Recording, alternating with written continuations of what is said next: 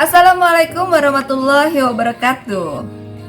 Halo my friend, di berbagi ilmu kali ini Maya mau berbagi tips bekal untuk menjadi artis. Maya mau mengucapkan terima kasih untuk kalian yang sudah subscribe, dan yang belum subscribe jangan lupa untuk klik tombol subscribe, klik lonceng notifikasinya, like, komen, dan share ke teman-teman kalian yang lainnya. Oke, kita langsung saja. Tips untuk menjadi artis. Sebelumnya saya mau tanya dulu, menurut kalian acting itu apa sih? Nah, silakan komen di kolom komentar di bawah ini. Kalau menurut Maya, acting itu adalah totalitas laku yang mengerahkan pikiran, perasaan, dan juga tubuh kita. Bagaimana dengan pendapat kalian? Komen di bawah. Siapa yang gak kepengen jadi artis ya? Dari dulu sampai sekarang banyak orang yang kepengen jadi artis. Lalu, bagaimana tips-tipsnya? Nomor 1, menjadi artis itu harus memiliki mental sekuat baja. Harus tangguh. Kenapa? Karena persaingannya itu ketat sekali. Dan ketika kita menemukan kegagalan, kita harus bangkit lagi, kita harus berjuang lagi, dan kita harus tetap semangat. Di samping itu juga kita harus mengingat siapa-siapa saja yang membantu kita, yang mendukung kita, yang mendoakan kita ketika kita nanti sudah menjadi seorang artis. Jangan mudah putus asa, tetap semangat. Gagal, bangkit lagi. Gagal, bangkit lagi. Tips yang kedua adalah menjadi artis itu harus profesional. Dan profesional itu dibentuk sejak dini, sejak kalian mulai menapaki dunia keartisan. Karena apa? Karena kita bekerja sama bukan hanya dengan 1-2 pihak, tetapi banyak pihak. Dan kita akan ketemu orang itu lagi, orang itu lagi. Dari mulut ke mulut itulah yang akan membawa kita untuk terus berkembang dan berkembang lagi. Kalau kita nggak profesional, kita nggak akan tuh direkomendasi oleh tim yang sebelumnya yang kita ikut di produksinya. Mereka udah nggak rekomen lah, males sama si A, dia orangnya moody. Nah, berarti yang ketiga, kita harus menjaga mood kita. Kita harus sehat jasmania dan rohani. Itu pasti tentunya. Kenapa harus mood? Karena menjadi seorang artis yang profesional itu, kita harus meredam emosi kita. Kita lagi sedih nih, diputusin sama cowoknya ceritanya ya. Kita nggak boleh berlarut-larut ketika take. Kita harus menjadi tokoh yang kita perankan. Dan kalau nanti misalnya sudah terkenal, terus kita diwawancara oleh wartawan atau media, wartawan dari media manapun maksudnya, kita juga harus bisa menjaga mood kita. Jangan terus kita lagi marah, kita lagi kesal nih di rumah, terus kita lempar-lempar atau kita apa. Ya, akhirnya terkait dengan tips yang kedua tadi, profesional, kita jadi terlihat tidak profesional. Dengan terlihat tidak profesional, akhirnya juga mematikan langkah kita ke depan nantinya. Itu tips nomor 3 ya. Kita harus tetap menjaga mood kita. Tips yang keempat, nah, seorang artis profesional harus bisa mengatur ekspresinya ketika dia sedang memerankan satu adegan. Karakternya seperti apa? Lokasinya di mana? Kita harus bisa merasakan itu semua.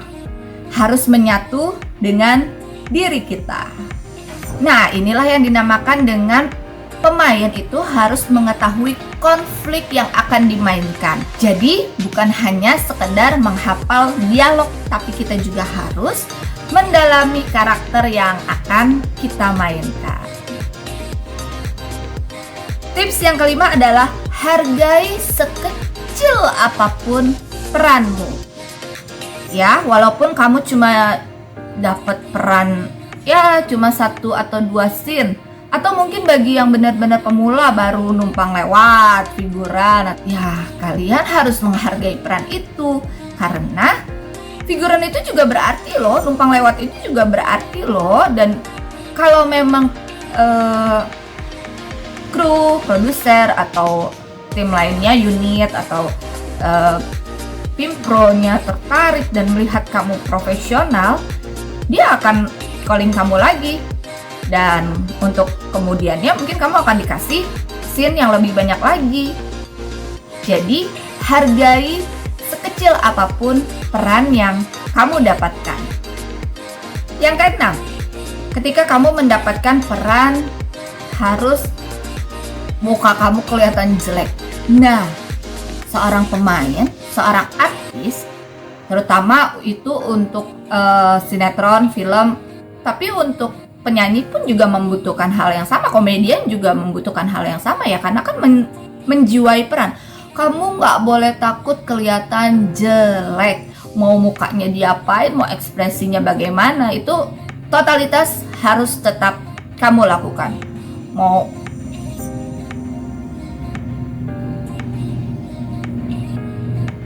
lakukanlah, kan ini cuma acting, bukan kehidupan pribadi kamu tetap cantik kok. Oh iya, yang cowok ganteng dong ya, masa disebutnya cantik aja mentang-mentang aku perempuan. Yang ketujuh, nah ini penting banget nih, ketika kamu sedang casting, jangan sekali-sekali kamu membohongi tim produksi yang sedang mengcasting kamu. Misalnya kamu gak bisa manjat pohon, kamu bilang kamu bisa manjat pohon karena kamu kepengen sekali mendapatkan peran itu. Jadi peran itu ceritanya orang yang harus manjat pohon untuk memetik buah, pohon kelapa tuh misalnya. Terus kamu bilang kamu bisa.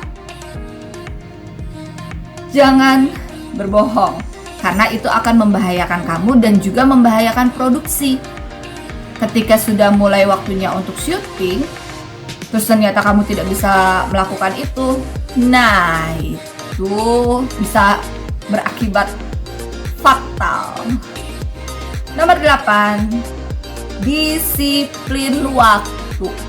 Kita tahu udah rahasia umum ya kalau syuting itu bisa molor, bisa juga tepat waktu, dan kita harus menunggu untuk waktu yang gak bisa ditentukan karena kan sesuai dengan scene yang berjalan, sesuai dengan kondisi keadaan juga saat itu, atau mungkin ada sesuatu yang terjadi. Kita tidak boleh untuk tidak disiplin. Kita tetap harus datang sesuai dengan callingan, jam yang sudah di calling, karena itu bisa membahayakan produksi.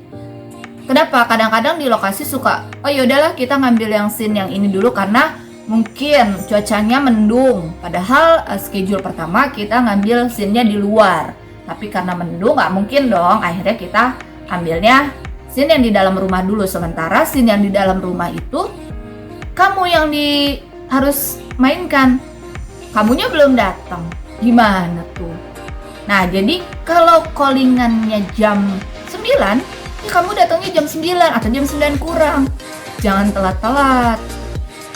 Memang kadang-kadang menunggu itu adalah sesuatu yang membosankan. Tapi kalau kamu baik, kamu ramah, kamu juga akan merasa nyaman di sana karena semua juga merasa nyaman dengan kamu.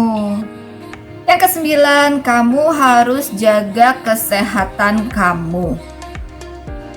Karena kalau tiba-tiba kamu sakit, sementara kamu mendapatkan peran yang penting, peran penting juga berbahaya untuk produksi. Jadi jaga stamina, kesehatan rohani dan jasmani kamu.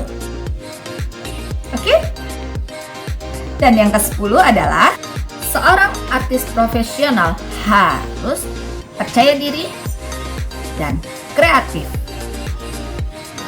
Juga fokus pada rencana kerja. Jangan semua job diambil terus akhirnya kamu nggak fokus kerjanya. Karena itu tadi, ini melibatkan orang banyak, bukan kamu sendiri aja. Bisa membahayakan produksi dan kamu dianggap tidak profesional. Catat itu baik-baik ya teman-teman. Yang ke-11, jadi diri sendiri. Temukan identitas kamu yang sebenarnya, karakter kamu yang sebenarnya. Jangan terpengaruh dengan peran yang kalian mainkan.